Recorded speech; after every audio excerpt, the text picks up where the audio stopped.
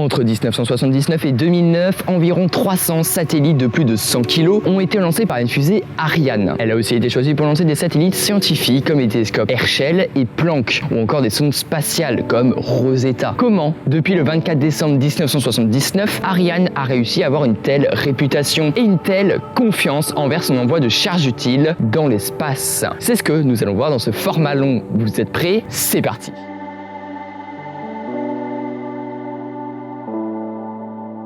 Le programme spatial Ariane est lancé en 1973 par l'ESA afin de pouvoir dépendre des autres puissances spatiales et avoir ses propres lanceurs capables de mettre une charge utile en orbite. Cette famille de lanceurs a très vite pris une place importante dans le domaine des lancements des satellites de télécommunications en orbite géostationnaire. Mais des concurrents vont faire leur apparition alors qu'elles détenaient environ 50% du marché. Tous ces lanceurs sont lancés du centre spatial guyanais à la base de Kourou. Revenons maintenant à l'historique de cette entreprise. Tout commence alors en 1960, lorsqu'en voyant les progrès très rapides des projets spatiaux américains et russes, la communauté scientifique européenne veut alors la création d'un programme spatial scientifique européen. En janvier 1961, le général de Gaulle donne finalement son accord pour le développement d'un lanceur européen à 3 étages baptisé Europa. Ce lanceur utilisait comme premier étage le Blue Streak, développé par les Britanniques. Un deuxième étage de conception française et un troisième étage de conception allemande. Malheureusement, ce projet était un peu trop ambitieux, un peu trop cher et un peu trop compliqué. Ils décidèrent donc son arrêt en décembre 1972. La principale cause de l'échec de ce programme aura été le manque de coordination entre les pays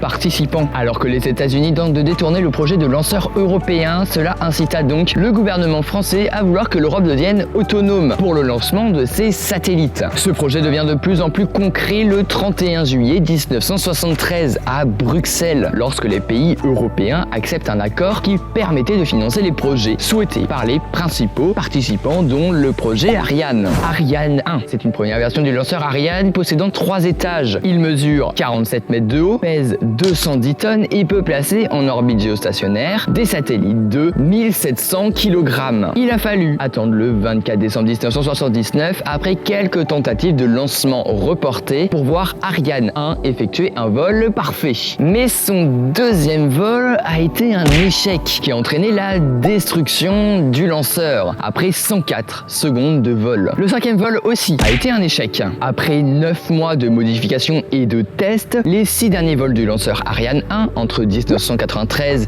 et 1986 se déroulent normalement. Ariane 2 et 3. Sur ces versions, la 3 a été la plus puissante et la plus utilisée, avec 10 vols entre son premier le 4 août 1984 jusqu'en 1988 avec un échec en 1985. Tandis que la version 2, moins puissante et moins utilisée, a effectué son premier vol le 31 mai 1986. C'est un échec. Elle fera encore 5 autres vols entre 1987 et 1989. Ariane 4. C'est en octobre 1981 que l'Agence spatiale européenne décide, grâce à la proposition de la France, de développer une version plus puissante. Ariane 4 est commercialisée dans 6 configurations différentes selon le nombre de propulseurs d'appoint, 0, 2 ou 4, et le type de propulseur, à poudre ou liquide. Suite à ce développement, les installations présentes dans la base de Kourou sont agrandies. Un bâtiment d'assemblage est construit à environ 1 km de l'aire de lancement et la fusée est amenée sur le lieu de décollage grâce à une table de lancement qui se déplace sur des rails. Le premier lancement de Ariane 4 a lieu le 15 juin 1988. Cette dernière a effectué 116 vols entre 1988 et 2003 et n'a commis que 3 échecs. Le lanceur a donc mis en orbite 186 satellites. Ariane 5. Ariane 5 est le lanceur encore utilisé à l'heure où j'écris ce script. La décision de construire un nouveau lanceur a été prise le 31 janvier 1985, alors qu'Ariane 4 n'avait toujours pas effectué un seul vol. Ariane 5 peut placer en orbite géostationnaire 2 satellites d'un poids total de 9 tonnes. Elle se compose d'un étage principal de 2 propulseurs d'appoint et un étage supérieur. En tout, elle fait près de 52 mètres de hauteur. Chaque année, de 8 à 10 fusées décollent du complexe de lancement Ariane 3, construit dans les années 1990. Pour ce qui est de l'assemblage des étages, cela se passe dans le bâtiment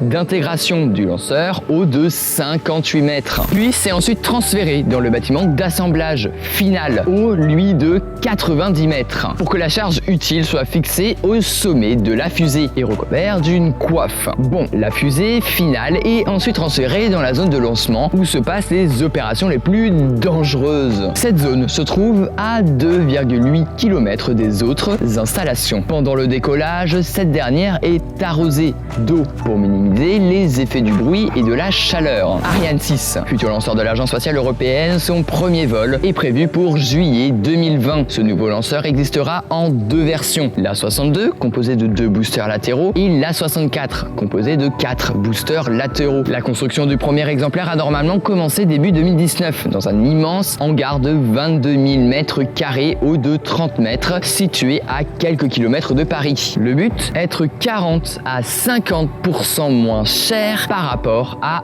Ariane 5. Selon l'ancien directeur d'Ariane Group, Alain Charmeau, le réutilisable n'est pas la solution économique par rapport au nombre de lancements qui sera effectué par an. Le premier lancement devrait avoir lieu le 16 juillet 2020 et elle ferait 63 mètres de hauteur pour 5,4 mètres de large. Alors que d'autres entreprises ont déjà fait le choix du réutilisable comme SpaceX, qui est le principal concurrent d'Ariane en fin de compte, je vous en parle très souvent sur la chaîne. SpaceX est vraiment une entreprise, moi perso, que j'adore. Ces projets qui sont vraiment ambitieux. Avec ces deux lanceurs qui sont la Falcon 9 et la Falcon Heavy, SpaceX réutilise le plus de fois possible les étages disponibles sur ces deux lanceurs. Et pour preuve, depuis juin 2010, 45 récupérations du premier étage ont déjà été tentées pour seulement 7 échecs. Pour la Falcon Heavy, ce sont les boosters latéraux et le premier étage qui sont récupérés. SpaceX essaye même de récupérer la coiffe de leur fusée. C'est le réutilisable qui fait de cette entreprise un concurrent énorme pour Ariane, notamment aussi parce que le prix est plus faible chez SpaceX que chez Ariane pour un lancement. Mais sachant que SpaceX ne publie pas ses comptes, eh bien on ne peut pas vraiment savoir si une fusée telle que la Falcon 9 est rentable en la réutilisant. Bref, passons à Ariane Ultimate. Prévue aux alentours de 2040, oui c'est dans longtemps, elle serait bien plus qu'un lanceur. Le but, être plus simple, flexible, réutilisable et beaucoup moins cher. Sa hauteur possible serait de 30 mètres avec qu'un seul étage, ainsi que de nouveaux matériaux pour une structure légère et résistante. Comme les lanceurs de SpaceX, Ariane Ultimate sera équipé d'ailettes de guidage déployables, ainsi que des jambes déployables aussi pour le retour au sol et la réutilisation. Bref, Ariane Ultimate serait le futur des lanceurs spatiaux. Et voilà, c'est déjà terminé pour ce format long. Si vous a plu, je vous conseille vraiment de vous abonner. Vous pouvez aussi mettre un petit pouce bleu dans la barre des pouces bleus et mettre un commentaire. Bref, vous connaissez YouTube. En tout cas, c'était la ref. On se retrouve à la prochaine. À plus.